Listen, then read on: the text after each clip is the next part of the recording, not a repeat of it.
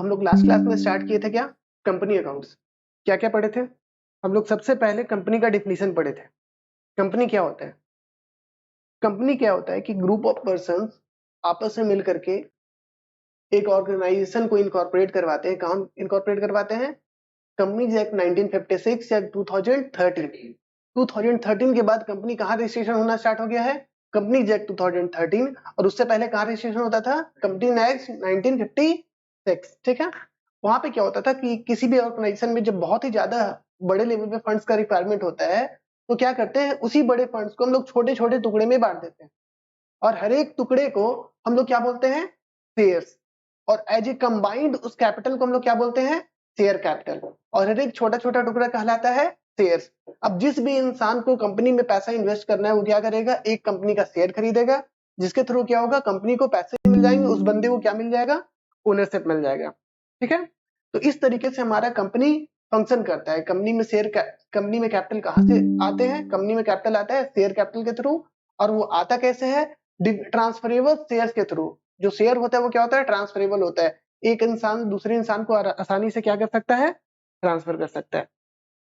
ठीक है। उसके बाद हम लोग देखे थे कंपनी का फीचर्स। कंपनी का फीचर्स में क्या था? सबसे पहला कि कंपनी क्या है? एक आर्टिफिशियल पर्सन है। आर्टिफिशियल पर्सन बोलने का मतलब कंपनी एक नेचुरल पर्सन की तरह इंसान नहीं है। वो क्या है? उसका रजिस्ट्रेशन हुआ है। कहाँ रजिस्ट्रेशन हुआ है? इनकॉर्पोरेट हुआ है। वो कहाँ इनकॉर्पोरेट हुआ है? कंपनीज एक्ट में इनकॉर्पोरेट हुआ है। ठीक है। उसके बाद हम लोग देखे थे कंपनी क्या क्या होता है? सेपरेट लीगल एंटिटी होता है। कंपनी के पास क्या होता है? सेपरेट लीगल एंटिटी होता है। इसका मतलब कंपनी का जो पहचान होता है उसके शेयर होल्डर से अलग होता है। ठीक है। उसके बाद मैंने बताया था कि कंपनी का फीचर्स क्या है? Limited liability. कंपनी के जो लाइबिलिटी होते हैं, कंपनी के जो शेयर होल्डर्स के लाइबिलिटी होते हैं वो क्या होते हैं? Limited. Limited to the extent of face value of the share. जो शेयर का फेस वैल्यू है वहीं तक उसका लाइबिलिटी है। उससे ज्यादा लाइबिलिटी हो सकता है कि नहीं हो सकता है? नहीं हो सकता है। सपोज एक शेयर का फेस वैल्यू 10 रुपया है तो वो इंसान जो कंपनी में पैसा इन्वेस्ट किया उसकी लाइबिलिटी मैक्सिमम कितना हो सकती है? 10 रुपया हो सकती है। ठीक है। कंपनी के पास परपीचुअल एग्जिस्टेंस होता है। परपीचुअल एग्जिस्टेंस का मतलब कि कंपनी का शेयर होल्डर जिंदा रहे या ना रहे, कंपनी के किसी शेयर होल्डर का, किसी ओनर का डेथ भी हो जाएगा उसके बाद भी कंपनी क्या करेगा? चलता रहेगा। इनकॉर्पोरेटेड बॉडी होता है। कहाँ इनकॉर्पोरेशन होता है? कंपनीज एक्ट 2013 या फिर कंपनीज एक्ट 1956। ठीक है। उसके बाद हम लोग देखे थे कुछ कॉमन सील वगैरह का बात किए थे। उसके बाद देखे थे टाइप्स ऑफ कंपनी। सबसे पहला टाइप ऑफ कंपनी था क्या? स्टैट्यूटरी कंपनी था। सबसे पहला टाइप ऑफ कंपनी क्या था? Statutory company. कुछ कंपनी क्या होता है कि उसको बनाने के लिए गवर्नमेंट क्या करती है? एक सेपरेट एक्ट बनाती है और उस एक्ट के अंदर वो कंपनी क्या होता है? रजिस्टर्ड होता है। सर कौन सा कंपनी है जिसके लिए सरकार ने, गवर्नमेंट ने एक सेपरेट एक्ट बनाया है? तो आरबीआई, एलआईसी, एसबीआई, ये सब भी क्या है? सारी की सारी कंपनी है। लेकिन ये इनकॉर्पोरेट कहाँ हुई है? उसके लिए एक स्पेशल एक्ट बना है, वहां इसका क्या हुआ है? इनकॉर्पोरेशन हुआ है। जैसे एलआईसी के लिए एक एलआईसी का एक्ट बना हुआ है। आरबीआई के लिए क्या है? एक आरबीआई का एक्ट है। स्टेट बैंक ऑफ इंडिया का एक अलग एक्ट है। बाकी सारे बैंक कंपनीज एक्ट में ही रजिस्ट्रेशन है। जितने भी बाकी बैंक है, सारे के सारा रजिस्ट्रेशन कहाँ हुआ है उनका? कंपनीज एक्ट में रजिस्ट्रेशन हुआ है। लेकिन एसबीआई का रजिस्ट्रेशन एसबीआई के एक्ट के अंदर हुआ है। ठीक है। उसके बाद हमने रजिस्टर्ड कंपनी का बात किया। रजिस्टर्ड कंपनी वो कंपनी जो कंपनीज एक्ट में रजिस्टर्ड है। और स्टेटरी कंपनी कौन कंपनी है? जो उसके लिए सेपरेट एक्ट बना है और वहां रजिस्टर्ड है। ठीक है।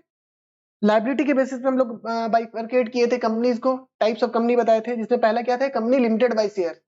जिस कंपनी के शेयर होल्डर्स की लाइबिलिटी उसके शेयर्स के थ्रू लिमिटेड हो उसको क्या बोलेंगे? Company limited by share. और वो लाइबिलिटी कहाँ है? कितना तक लिमिटेड है? Face value of the share. जितना उसका फेस वैल्यू था वहीं तक उसका क्या होगा? लाइबिलिटी होगा। उसके बाद कंपनी लिमिटेड बाय गारंटी। हम बताए थे कुछ कुछ एक दो कंपनी होंगे इंडिया में, हो सकते होंगे या नहीं होंगे, जिसमें लाइबिलिटी कहाँ तक लिमिटेड है? गारंटी से लिमिटेड है। जो शेयर होल्डर बोला मेरा गारंटी इतना रहेगा, मेरा इतना कमिटमेंट रहा, उसकी गारंटी कहाँ होगी? उतना ही होगी। बहुत ज्यादा इस तरीके की कंपनी नहीं है, बहुत ही मिनिमम होंगे, मेरे को एग्जैक्ट नंबर नहीं पता है, लेकिन बहुत ही कम कंपनी है। अनलिमिटेड कंपनी, जहां पे शेयर होल्डर्स की लायबिलिटी क्या होगी? अनलिमिटेड होगी। ठीक है। सेक्शन 8 कंपनी के बारे में बात बताए थे। सेक्शन 8 कंपनी मतलब वैसे कंपनी जो किस पर्पस के लिए इनकॉर्पोरेट होती है? वेलफेयर पर्पस के लिए इनकॉर्पोरेट होती है। मतलब उनका ऑब्जेक्टिव प्रॉफिट कमाना नहीं होता है। ठीक है। अब हम लोग कंपनी को बांटेंगे ओनरशिप के बेसिस पे। ओनरशिप के बेसिस पे सबसे पहला कंपनी है प्राइवेट कंपनी, हमने नाम सुना होगा, ये XYZ प्राइवेट लिमिटेड, ये प्राइवेट लिमिटेड, वो प्राइवेट लिमिटेड, बहुत सारे कंपनी का नाम सुना होगा जिसके नाम में क्या लगा होता है एंड में, प्राइवेट लिमिटेड। वो कौन सी कंपनी कहलाती है? प्राइवेट लिमिटेड कंपनी कहलाती है। चलो प्राइवेट लिमिटेड कंपनी के बारे में देखो क्या लिखा हुआ है। A private limited company means a company which by its article of association, एक प्राइवेट कंपनी कैसा कंपनी है? ऐसा कंपनी है जिसके आर्टिकल ऑफ एसोसिएशन में के थ्रू कुछ लिखा हुआ है। क्या है आर्टिकल एसोसिएशन में? आर्टिकल एसोसिएशन मान के चलो ऐसा प्लेस जहां रूल्स एंड रेगुलेशन है। रूल्स एंड आर्टिकल्स में क्या होता है? रूल्स एंड रेगुलेशन होता है। मतलब कि कंपनी के रूल्स एंड रेगुलेशन में क्या लिखा हुआ है? सबसे पहले लिखा हुआ है restrict the rights of member to transfer its share. क्या लिखा है? Restrict the right. क्या कर रहा है? रिस्ट्रिक्ट कर रहा है। क्या रिस्ट्रिक्ट कर रहा है? मतलब वैसे कंपनी जिनके शेयर होल्डर को शेयर ट्रांसफर करना अलाउड है कि अलाउड नहीं है। देखो वर्ड क्या लिखा है? रिस्ट्रिक्ट। एक वर्ड होता है प्रोहिबिट्स। एक वर्ड क्या होता है? प्रोहिबिट्स। प्रोहिबिट्स का मतलब होता है कि सीधा सीधी मना, ठीक है ना। यहाँ पे प्रोहिबिट्स वर्ड नहीं बोल रहा है, यहाँ पे कौन सा वर्ड बोल रहा है? रेस्ट्रिक्ट। मतलब रेस्ट्रिक्ट का मतलब होता है रोक टोक। अगर इसको हिंदी में बोले, हिंदी तो एकदम नहीं लिखेंगे, रोक टोक। क्या इसको प्राइवेटली शेयर ट्रांसफर करना अलाउड है कि नहीं अलाउड है? तो अलाउड है, बट कुछ मना है कि ये ऐसे नहीं कर सकता है, वैसे नहीं कर सकता, ये नहीं कर सकता है, वो नहीं कर सकता है। लेकिन कोई पूछेगा कि क्या प्राइवेट कंपनी के शेयर होल्डर अपना शेयर ट्रांसफर कर सकते हैं? हाँ ट्रांसफर कर सकते हैं। रिस्ट्रिक्ट है, रोक रहा है, लेकिन मना नहीं कर रहा है, ठीक है। जैसे कि बच्चा लोग को हम लोग मना करते हैं ना खेलने से, तो मना थोड़ी करते हैं, हम उसको खेलने देते हैं, सही टाइम पे खेलने देते हैं। अब बच्चा बोलेगा कि नहीं हमको धूप में जाकर खेलना है, तो वहां पे उसको रोकेंगे। लेकिन बच्चा बोलेगा शाम में जाकर खेलेंगे, तो हम लोग अलाउ भी करेंगे। तो रिस्ट्रिक्ट कर रहा है, प्रोहिबिट नहीं कर रहा है। तो प्राइवेट लिमिटेड कंपनी कैसा कंपनी है? जो अपने रूल एंड रेगुलेशन के अंदर उसका शेयर ट्रांसफर क्या है? प्रोहिबिट है कि रिस्ट्रिक्ट है? रिस्ट्रिक्ट है, ठीक है। मतलब कि रोक टोक है लेकिन ट्रांसफर कर सकता है। Limits the number of its member to 200। उसके टोटल मेंबर्स मैक्सिमम कितना हो सकते हैं? 200। मतलब एक प्राइवेट लिमिटेड कंपनी में मेंबर शेयर होल्डर टोटल कितना हो सकते हैं? मैक्सिमम 200 हो सकते हैं, ठीक है। Prohibits any invitation to the public to subscribe its share. यहां पे क्या बोला वर्ड? प्रोहिबिट। अब यहाँ पे रोक रहा है कि एकदम मना कर दिया? एकदम मना कर दिया। क्या मना कर रहा है? मना कर रहा है कि invitation to the public to subscribe its share. क्या पब्लिक में शेयर के लिए हम लोग इनवाइट कर सकते हैं कि मेरे कंपनी का शेयर खरीदिए प्राइवेट लिमिटेड कंपनी में? सर नहीं, आप पब्लिक को इनवाइट कर सकते हैं कि आप उस कंपनी का शेयर खरीदे, ठीक है। मतलब प्राइवेट लिमिटेड कंपनी कैसा कंपनी है? वैसा कंपनी है जो प्राइवेटली होल्ड होते हैं। प्राइवेटली होल्ड मतलब कि आपस के जो लोग होते हैं वही क्या होते हैं? शेयर होल्डर होते हैं। और वो लोग जो शेयर भी ट्रांसफर करते हैं ना, उनको एकदम आजादी नहीं होता है कि शेयर कहीं भी ट्रांसफर करें, आपस में वो शेयर ट्रांसफर करते हैं। जैसे हम किसी प्राइवेट लिमिटेड कंपनी का शेयर लिए तो अपने फ्रेंड को बेच सकते हैं, अपने रिलेटिव को बेच सकते हैं, ये सब ऐसे बेच सकते हैं। ये नहीं कि शेयर खरीदे और उसको एकदम बोले कि एकदम ऐड लगा दी कि हम मेरे पास इस कंपनी का शेयर है तो कोई खरीद सकता है, ऐसा नहीं होता है। शेयर ट्रांसफर अलाउड होता है लेकिन वो रिस्ट्रिक्टली अलाउड होता है, ठीक है। और उसके बाद क्या है कि उसके मैक्सिमम मेंबर्स कितने हो सकते हैं? 200। और उनको पब्लिक एट लार्ज में शेयर इशू किया जा सकता है। अलाउड होता है कि नहीं अलाउड होता है? नहीं अलाउड होता है। सपोज हम एक कंपनी बनाई XYZ प्राइवेट लिमिटेड, तो क्या हम पब्लिक में न्यूज़पेपर में ऐड डाल सकते हैं कि मेरे को 2 करोड़ का रिक्वायरमेंट है, जिसको शेयर खरीदना है खरीद लीजिए? नहीं कर सकते हैं। हम आपस में ही जो लोग हैं उनसे ही पूछ सकते हैं, ठीक है। These company need to add word private limited at the end of their name। उन लोग के नाम के अंत में क्या लिखा होता है? प्राइवेट लिमिटेड, ठीक है। तो प्राइवेट लिमिटेड कंपनी हम लोग समझ लिए। ऐसा कंपनी बात करते हैं कि क्या क्या उसका लिमिटेशन था। सबसे पहला लिमिटेशन था क्या? Restrict the transfer of its share. Share transfer easily allowed है कि नहीं अलाउड है? अलाउड है लेकिन इजिली अलाउड नहीं है, ठीक है। उसके बाद क्या है? Maximum number of the members कितना हो सकता है?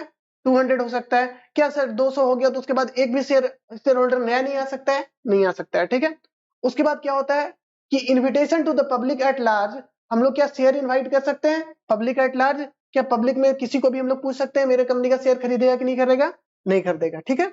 और ये लोग अपने वर्ड नाम के अंदर में क्या लगाते हैं? Private limited. जैसे XYZ private limited, ABC private limited. दूसरे टाइप का हम लोग कंपनी देखेंगे, उसका नाम है पब्लिक कंपनी, इसका डिफिनीशन बहुत इजी है। इसका डिफिनीशन है वो सारी कंपनी जो प्राइवेट लिमिटेड नहीं, प्राइवेट कंपनी नहीं है, वो क्या कहलाएगी? Public company. ठीक है, और ये एक्ट ऐसा नहीं कि ये डिफिनीशन हम लिखवाए हैं इसलिए ऐसे नहीं, ये एक्ट में इस टाइप का डिफिनीशन लिखा हुआ है। ठीक है, public companies which do not have such restrictions like private company. Private limited company में 3 ही रिस्ट्रिक्शन था। पहला रिस्ट्रिक्शन बताओ कि शेयर ट्रांसफर इजीली नहीं कर सकता है, मैक्सिमम मेंबर कितना हो सकता है 200, और पब्लिक एट लार्ज को शेयर इनवाइट कर सकता है कि नहीं कर सकता है? नहीं कर सकता है। अगर किसी कंपनी से ये तीनों रिस्ट्रिक्शन हम लोग हटा दिए, ये जो 3 रिस्ट्रिक्शन था, ये तीनों रिस्ट्रिक्शन हम लोग हटा दिए, तो वो कंपनी क्या कहलाएगा? पब्लिक कंपनी कहलाएगा। इसका मतलब क्या सर, पब्लिक कंपनी जहां चाहे वहां शेयर इशू कर सकता है? हाँ, इशू कर सकता है। जैसे चाहे वैसे ट्रांसफर कर सकता है? हाँ, कर सकता है। पब्लिक एट लार्ज को शेयर इशू के लिए पूछ सकता है? हाँ, पूछ सकता है। क्या सर उसका नंबर ऑफ मेंबर्स 200 से ज्यादा भी हो सकता है? हाँ, 200 से भी ज्यादा हो सकता है। मतलब वैसी कंपनी जिनके पास ये तीनों रिस्ट्रिक्शन नहीं है, वो कंपनी क्या कहलाएगी? पब्लिक कंपनी कहलाएगी। और इस कंपनी के लास्ट में वर्ड ऐड होगा क्या? लिमिटेड। प्राइवेट कंपनी के एंड में क्या लिखा होता था? प्राइवेट लिमिटेड, और पब्लिक कंपनी के एंड में क्या लिखा हो रहेगा? लिमिटेड। ठीक है, 1% कंपनी, वैसे कंपनी जहां एक ही इंसान है, एक ही इंसान है, वो ओनर भी है, वो मेंबर भी है, वो डायरेक्टर भी है, सब के सब वही है, उस कंपनी को हम लोग क्या बोलेंगे? 1% कंपनी। ठीक है, 1% company means a company which has only 1% as member, एक ही पर्सन है जो कि क्या? मेंबर है। ठीक है, मतलब कितना शेयर होल्डर है? ओनली 1, उस कंपनी को क्या बोलेंगे हम लोग? 1% company. This company need to add word OPC at the end of their name, उनको नाम क्या रखना पड़ेगा? ओपीसी नाम के एंड में। ठीक है, जैसे XYZ ओपीसी, अगर XYZ 1% कंपनी है तो उसके नाम में क्या लिखा हो रहेगा? ओपीसी। ठीक है, अब सर हम लोग देखेंगे बेसिक डिफरेंसेस प्राइवेट कंपनी और पब्लिक कंपनी। प्राइवेट कंपनी और पब्लिक कंपनी तो बहुत हम पढ़ लिए, अब उनके बीच का डिफरेंस देखेंगे, और उसके बाद उस डिफरेंस के थ्रू हम लोग जानेंगे इन कंपनीज के बारे में डिटेल में। जैसे मैक्सिमम मेंबर कितने हो सकते हैं? प्राइवेट कंपनी में हम लोग को पता है कितना हो सकता है? 200, और पब्लिक कंपनी में ये लिमिट हट गया है, तो मैक्सिमम मेंबर पब्लिक कंपनी में कितना हो सकता है? जितना चाहे उतना हो सकता है। ठीक है, मिनिमम डायरेक्टर, प्राइवेट कंपनी में मिनिमम डायरेक्टर होने चाहिए कौन? 2, और पब्लिक कंपनी में मिनिमम डायरेक्टर कितने होने चाहिए? 3। डायरेक्टर क्या होता है पता है? लास्ट क्लास में बताए थे कि एक रिप्रेजेंटेटिव पर्सन होते हैं जो किनको रिप्रेजेंट करते हैं? ओनर को रिप्रेजेंट करते हैं, और क्या करते हैं? बिजनेस को ऑपरेट करते हैं, उनको क्या बोलते हैं हम लोग? डायरेक्टर। डायरेक्टर को अपॉइंट कौन करता है? शेयर होल्डर्स लोग मिलकर के डायरेक्टर को अपॉइंट करता है कि उनके बिहाफ में वो क्या करे? कंपनी को रन करे। ठीक है, लास्ट क्लास में हम लोग एग्जांपल दे रहे थे कि एक कंपनी में शेयर होल्डर तो बहुत सारे हो सकते हैं। सपोज इसी प्राइवेट कंपनी में शेयर होल्डर है 200, अब 200 शेयर होल्डर एक साथ बिजनेस करने आएगा, एक साल बिजनेस ऑपरेट करेगा, तो क्या बिजनेस चल पाएगा? नहीं। तो क्या करेगा? 200 आदमी मिलकर के क्या करेगा? 2 इंसान को अपॉइंट करेगा। मिनिमम कितने डायरेक्टर हो सकते हैं? प्राइवेट कंपनी में 2, और पब्लिक कंपनी में कितना? 3। तो प्राइवेट कंपनी में मिनिमम 2 आदमी को अपॉइंट करेगा, पब्लिक कंपनी में मिनिमम कितने आदमी को अपॉइंट करेगा? 3 आदमी को अपॉइंट करेगा, और वो पर्सन जो अपॉइंटेड होंगे उनको क्या बोलेंगे हम लोग? डायरेक्टर, और वो कंपनी के बिहाफ में बिजनेस डिसीजन लेंगे। ठीक है, minimum number of member, private company में मिनिमम मेंबर कितना हो सकते हैं? 2, और पब्लिक कंपनी में मिनिमम मेंबर कितना हो सकते हैं? 7। ये सब पूछ सकता है एग्जाम में, डायरेक्टली क्वेश्चन पूछ सकता है कि differentiate between private company and public company. फिर बात होती है ट्रांसफरेबिलिटी ऑफ शेयर, किसका शेयर ट्रांसफर करना डिफिकल्ट हुआ करता था? प्राइवेट कंपनी में। प्राइवेट कंपनी में क्या बात था कि जो ट्रांसफर तो कर सकते हैं, लेकिन क्या कर सकते हैं? रेस्ट्रिक्टेड होता है ट्रांसफर, हम लोग उसमें कुछ रोक टोक करते हैं कि जैसा चाहेंगे वैसा ट्रांसफर नहीं कर सकते हैं। तो restricted in case of private company, and in public company it's not restricted, मतलब freely transferable is possible here. ठीक है, use of word at the end of their name, नाम के अंत में क्या क्या लगाएंगे? प्राइवेट कंपनी लगाएंगे प्राइवेट लिमिटेड, और पब्लिक कंपनी क्या लगाएंगे? नहीं, सिर्फ लिमिटेड लगाएंगे, पब्लिक लिमिटेड नहीं लिखना था। ठीक है, ये पब्लिक काट दो। उन लोग क्या लगाएगा नाम के एंड में? सिर्फ लिमिटेड। गलती है, करेक्शन कर लेना। Issue of shares to the public. ठीक है, पब्लिक को शेयर कौन इशू कर सकता है? पब्लिक कंपनी या प्राइवेट कंपनी? पब्लिक कंपनी कर सकता है। ठीक है, तो पब्लिक कंपनी में, प्राइवेट कंपनी में नॉट अलाउड, और पब्लिक कंपनी में अलाउड। ठीक है, उसके बाद acceptance of public deposit, acceptance of public deposit, public से पैसा ले सकता है। डिपॉजिट्स मतलब हम एफडी का नाम सुना है?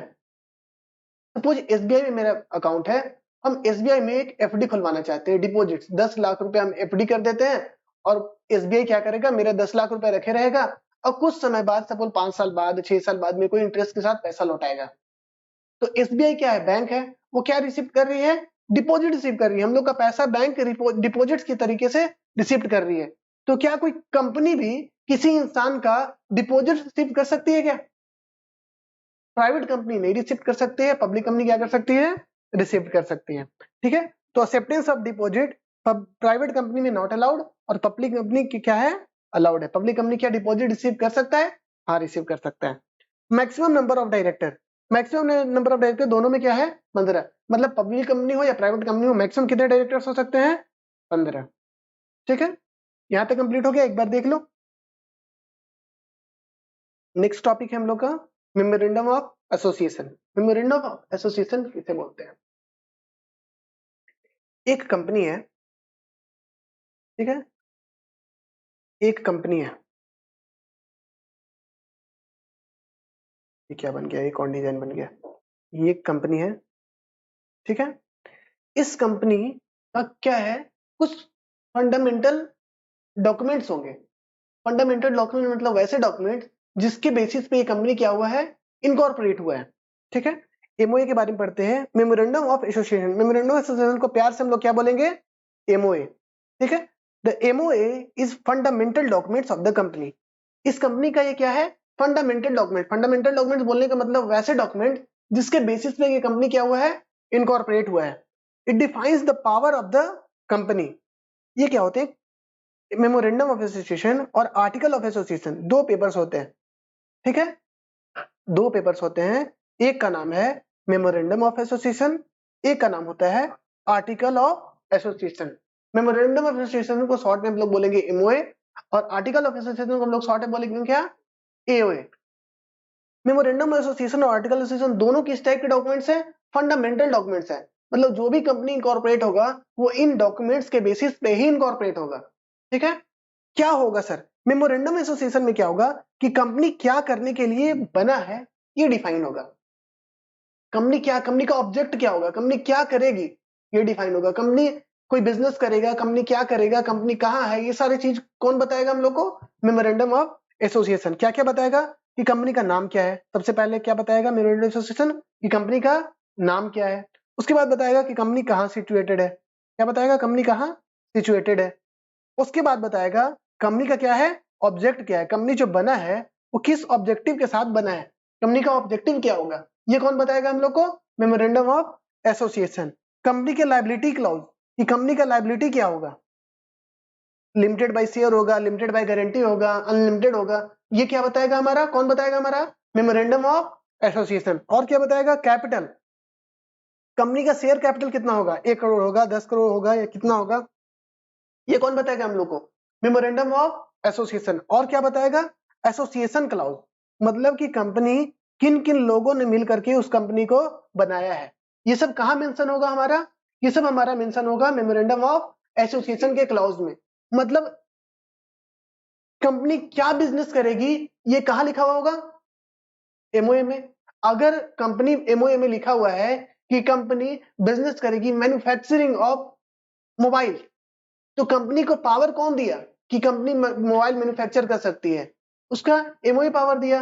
अगर कंपनी के एमओए में लिखा हुआ है कि कंपनी क्या करेगी, ट्रेडिंग करेगी, तो कंपनी को ट्रेडिंग करने का पावर कौन दिया, उसका एमओए दे रहा है।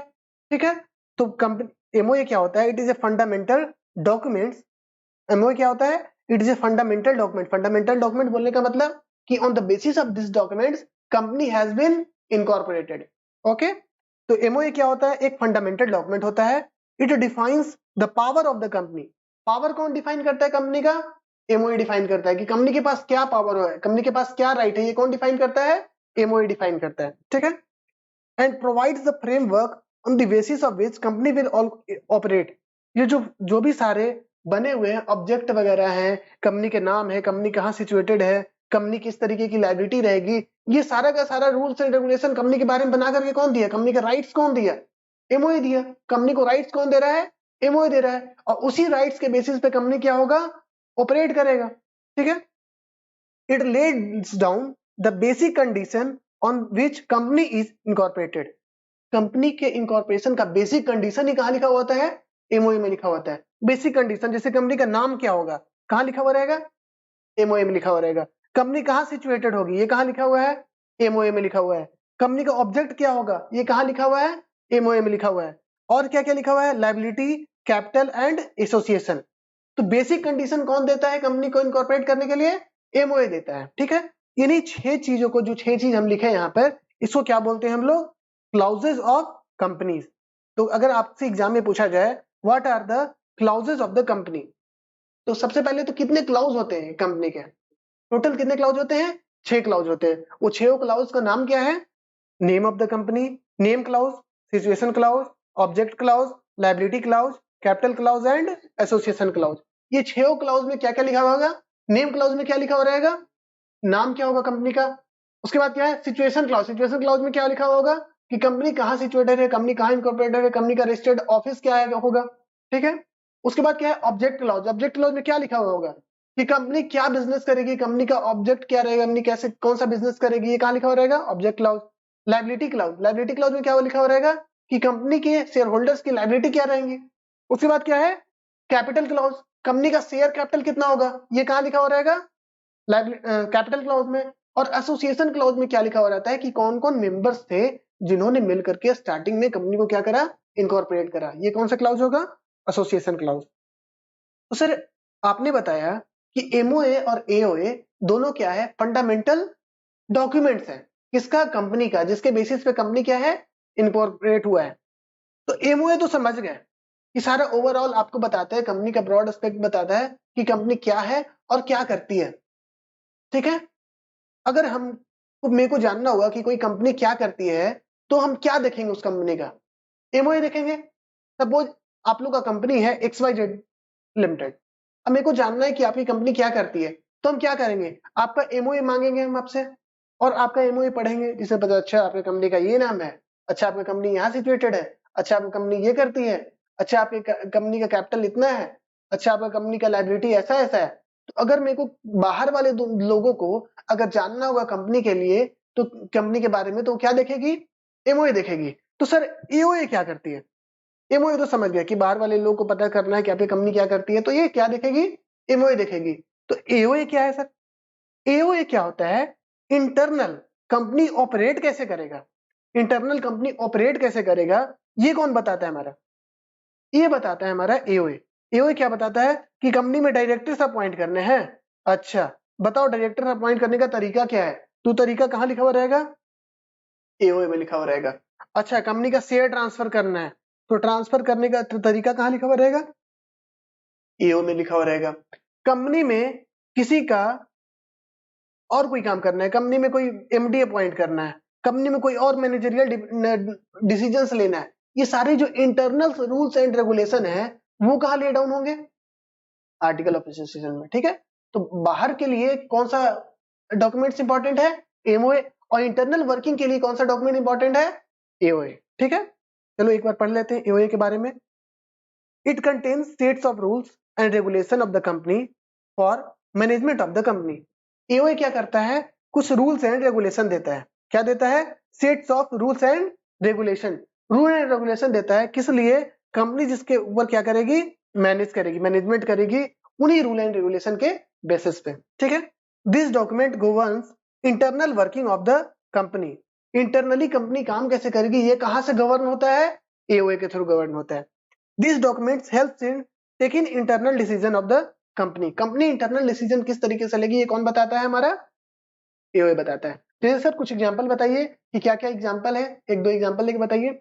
तो सबसे पहला, how company will issue its share, company अपना शेयर किस तरीके से इशू करेगी, ये कौन बता रहा है, आर्टिकल ऑफ एसोसिएशन। और एग्जांपल दीजिए सर। तो दूसरा एग्जांपल है, how company will appoint its director, company अपने डायरेक्टर को किस तरीके से अपॉइंट करेगी, ये कौन बताएगा, हमारा एओए। ठीक है, अब आते हैं नेक्स्ट टॉपिक पे। नेक्स्ट टॉपिक है हमारा meaning of share capital. Already हम लोग देख लिए कि शेयर कैपिटल का मीनिंग क्या होता है, स्टिल एक बार रीडिंग कर लेते हैं।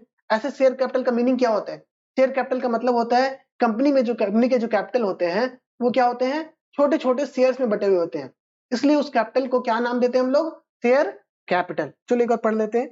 A company being an artificial person can not generate its own share capital, can not generate its own capital. एक कंपनी क्या होता है, आर्टिफिशियल पर्सन होते हैं। आर्टिफिशियल पर्सन मतलब कोई इंसान नहीं है, तो क्या वो कोई अपना कैपिटल जनरेट कर सकता है, नहीं, अपना कैपिटल जनरेट नहीं कर सकता है। तो क्या करेगा वो, उसके कैपिटल क्या होंगे, कलेक्टेड फ्रॉम सेवरल पर्सन, बहुत सारे लोगों से उनके कैपिटल क्या होंगे, कलेक्टेड होंगे, ठीक है। These person are known as share holders, ये पर्सन क्या कहलाता है, शेयर होल्डर्स कहलाता है। और ये लोग जो अमाउंट कंट्रीब्यूट करते हैं वो क्या कहलाएगा, शेयर कैपिटल, ठीक है। देख लेना डिफिनीशन, ऑलरेडी इस पे हम लोग डिस्कस कर चुके हैं, तो फिर से इस टॉपिक पे डिस्कस करने का जरूरत नहीं है। Meaning of share already discussed है। It can be defined as financial instrument. Financial instrument मतलब क्या होता है कि डॉक्यूमेंट्स, ऐसा डॉक्यूमेंट जिसके ऊपर कुछ फाइनेंशियल ट्रांजेक्शन हो रहा होगा, ऐसे ये क्या है, डॉक्यूमेंट्स। डॉक्यूमेंट्स ऐसे डॉक्यूमेंट जिसके ऊपर क्या है, फाइनेंशियल ट्रांजेक्शन हो रहे होंगे, वो क्या कहलाता है, फाइनेंशियल इंस्ट्रूमेंट ट्रांजैक्शन, ठीक है। तो थोड़ी देर में हम डिफाइन करते हैं। It can be defined as financial instrument issued by company to raise funds for its capital. Suppose हम लोग कल बात किए थे, कल के क्लास में, ये कंपनी है, कंपनी में जो पैसा ट्रांसफर होता है, सपोज ये इंसान है, वो इस कंपनी का शेयर खरीदना चाहता है, शेयर खरीदेगा तभी इसको कैपिटल मिलेगा, ठीक है। कंपनी को कैपिटल कैसे मिलेगा, ये शेयर इशू करेगा, कंपनी सॉरी ये पैसा भेजेगा और कंपनी क्या करेगा, शेयर इशू करेगा। तो मतलब ये इंसान कंपनी को क्या दिया, मनी, ये इंसान कंपनी को क्या दिया, मनी। इस इंसान को क्या देगा, शेयर। शेयर क्या देगा, शेयर क्या होता है, एक डॉक्यूमेंट होता है, ये डॉक्यूमेंट है, इंसान के हाथ में क्या है, एक डॉक्यूमेंट, इंसान है, इस इंसान के हाथ में क्या है, ये डॉक्यूमेंट है, ठीक है। इस डॉक्यूमेंट में क्या लिखा हुआ रहेगा, इस डॉक्यूमेंट में लिखा हुआ रहेगा कि कंपनी आपको एक शेयर इशू करती है, आप कंपनी के एक शेयर के लिए क्या है, ओनर है, ठीक है। तो कंपनी क्या करती है, इंसान करता है, तो कंपनी के साथ पैसा देता है और कंपनी कंपनी क्या करती है, शेयर इशू करती है। तो आपसे पूछा जाएगा कि शेयर क्या है, शेयर क्या है, एक डॉक्यूमेंट, शेयर क्या है, एक डॉक्यूमेंट है, डॉक्यूमेंट शेयर होते हैं ना, जो कंपनी इशू करती है इंसान को, तो शेयर क्या है, डॉक्यूमेंट है, और जो बेसिस ऑफ व्हिच कंपनी क्या करती है, कैपिटल जनरेट करती है, उसी शेयर के बेसिस पे कंपनी कैपिटल जनरेट करता है, शेयर से मतलब फाइनेंशियल डॉक्यूमेंट, इस डॉक्यूमेंट का नाम है टेक्निकल टर्म में फाइनेंशियल इंस्ट्रूमेंट। शेयर क्या है, it can be defined as financial instrument issued by company to raise funds. Issue करता है कंपनी, किस तरह से इशू करता है, फंड रेज करने के लिए, ठीक है। और फंड रेज करने से पहले कैपिटल के लिए, तो सेकंड ऑप्शन क्लियर करो, डिफरेंट पहले हम लोग लास्ट में it is indivisible unit and can not be divided in fraction. Share हम लोग कभी देखेंगे, शेयर या तो कंपनी में फाउंड होगा, एक शेयर, दो शेयर, 100 शेयर, 20 शेयर, 50 शेयर, कभी ऐसा नहीं होगा कि 1/2 शेयर, शेयर कभी फ्रैक्शन नहीं हो सकता, क्योंकि शेयर कभी इशू होगा, क्या होगा, एक कंप्लीट नंबर होगा, ठीक है। तो फ्रैक्शन में नहीं हो सकता है, इनडिविजिबल होता है, बाइक नहीं किया जा सकता है, एक शेयर को लेकर आधा शेयर नहीं कर सकते, ठीक है।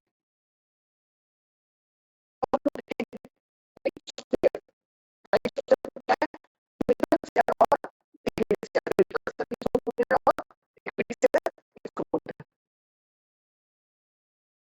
ठीक है।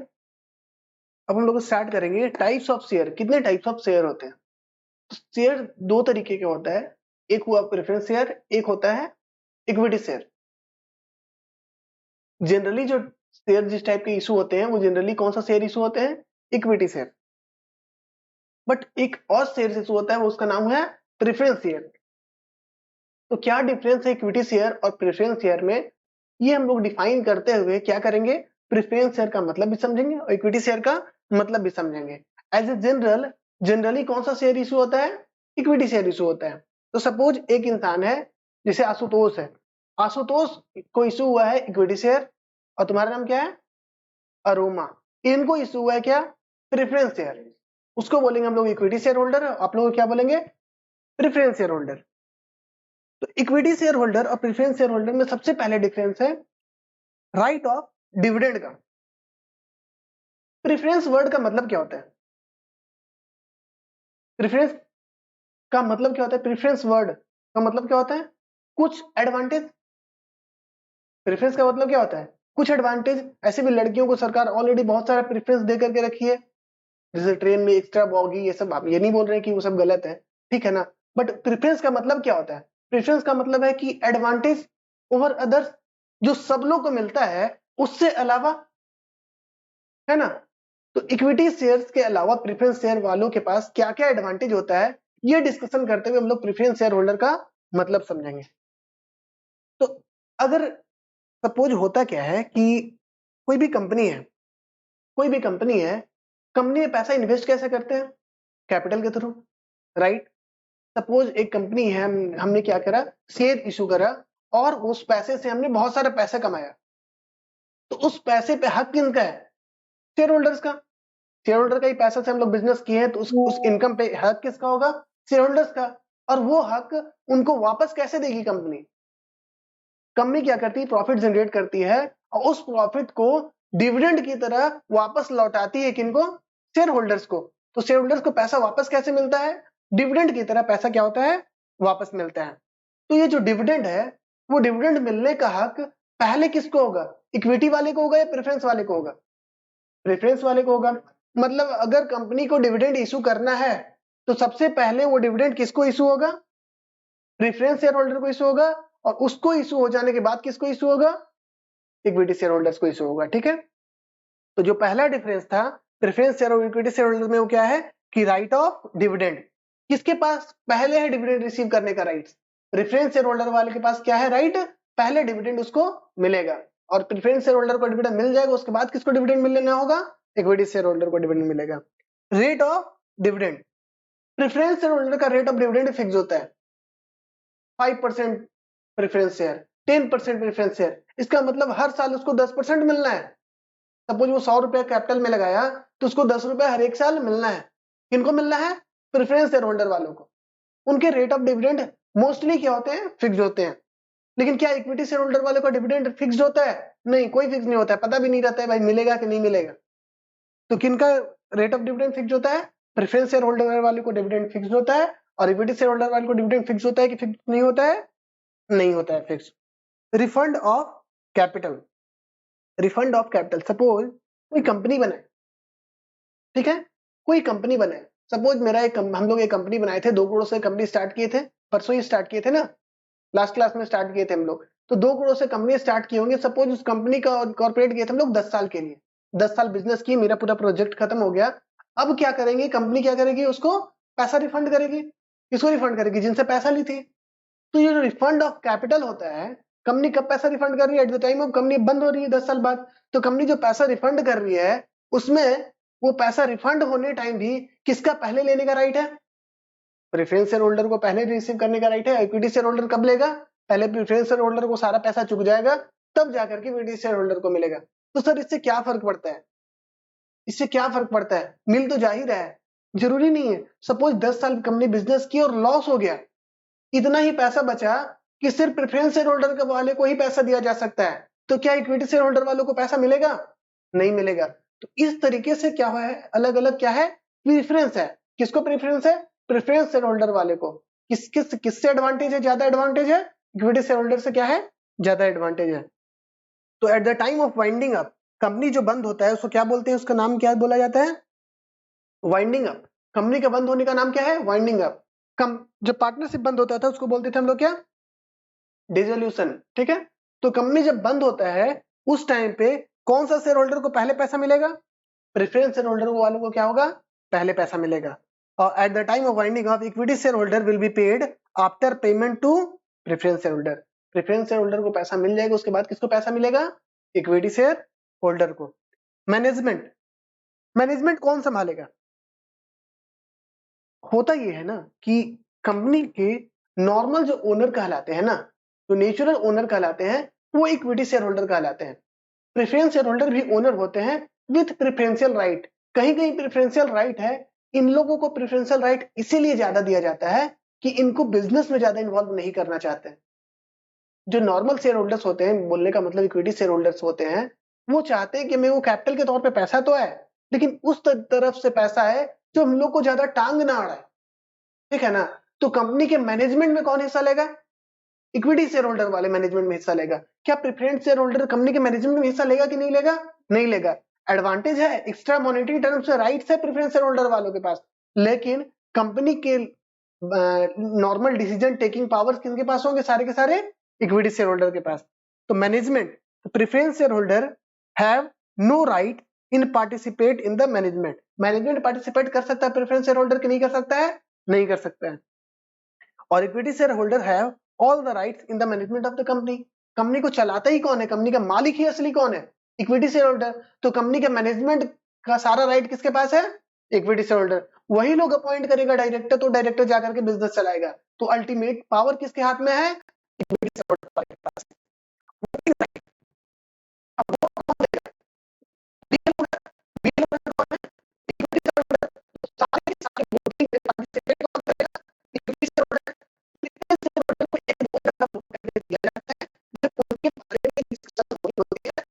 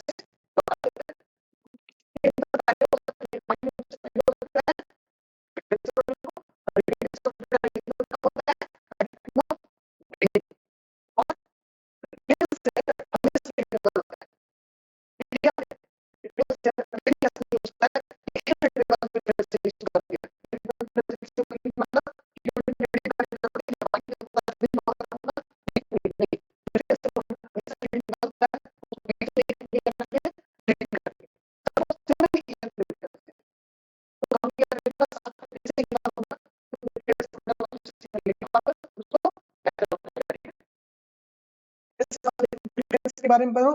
Preference share are always redeemable. Preference share क्या होता है, हमेशा रिडीमेबल होता है। प्रेफरेंस शेयर रिडीम होगा मतलब शेयर वापस लौट आएगा और पैसा इसको वापस मिलेगा।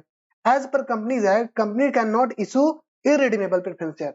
क्या वैसा शेयर इशू कर सकती है कंपनी जो इरिडीमेबल हो? नहीं कर सकती है। और इक्विटी शेयर होल्डर के बारे में बात करते हैं। Equity share are never redeemable. Equity share कभी रिडीमेबल होती ही नहीं है। हमेशा इक्विटी शेयर क्या है, रिडीमेबल ही है। सॉरी, इक्विटी शेयर कभी रिडीमेबल नहीं है। इक्विटी शेयर कैसा कब मिलेगा? Eight the time of winding up. Preference share के बारे में बोलता है कि हमेशा रिडीमेबल, और इक्विटी शेयर के बारे में बोलता है कि कभी रिडीमेबल नहीं है। ठीक है। However buyback is allowed up to certain limit. कभी कभी कंपनी ऐसा करती है कि 1 लाख शेयर है तो 2-4 आदमी को पकड़ करके उसको शेयर बाईबैक कर देती है। कंपनी के पास कभी कभी ऐसा होता है ना कि बहुत ज्यादा फंड्स पड़े हुए होते हैं, तो बोलते हैं कि लाओ कुछ शेयर वाले शेयर होल्डर को पैसे लौटा देते हैं। उसको नाम दिया गया है buyback. That is not redemption, it is similar to redemption but it is what, buyback. मतलब हम सारे के सारे लोग को पैसा नहीं लौटा रहे हैं, कुछ से गिनती से कुछ लोग को पैसा क्या कर दे रहे हैं, लौटा रहे हैं। उसका शेयर क्या कर ले रहे हैं हम लोग, वापस ले रहे हैं। ठीक है। तो क्या देखे हम लोग, प्रेफरेंस शेयर और इक्विटी शेयर के बीच में डिफरेंस देखें। ठीक है। आज इतना ही रखते हैं, आज ज्यादा नहीं रखते हैं। ठीक है। नेक्स्ट क्लास आपका होगा, अनाउंस हो जाएगा।